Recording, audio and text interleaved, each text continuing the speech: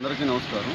ఈరోజు ఉదయం సుమారు 5:30-6 గంటల సమయంలో నసరావుపేట చిలుకూరుపేట మార్గంలో కావూరు లింగంగుంట్ల బ్రిడ్జి వద్ద లోడ్ తోటి నసరావుపేట నుంచి చిలుకూరుపేట వైపు వస్తున్నటువంటి లారీ డ్రైవరు స్పీడ్గా డ్రైవ్ చేసి బ్రిడ్జి మీద ఉన్నటువంటి గోడని కొట్టడం వలన సుమారు గోడ బ్రిడ్జిలో పడిపోయింది.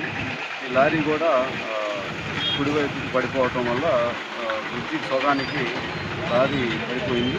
ఈ ట్రాఫిక్ కూడా అంతరాయం కలుగుతున్నటువంటి సమాచారం మీద మేము వచ్చి మా సిబ్బందితో వచ్చి లారీని తొలగించి ట్రాఫిక్ రెగ్యులేట్ చేయడం జరిగింది.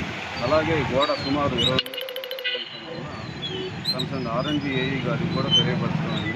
తదుపరి ఎటువంటి ప్రమాదాలు జరగకుండా ఈ బ్రిడ్జి గోడను కూడా ఆల్టర్నేటివ్గా ఏర్పాటు చేయడం జరిగింది.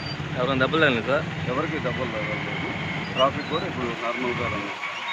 Thank you.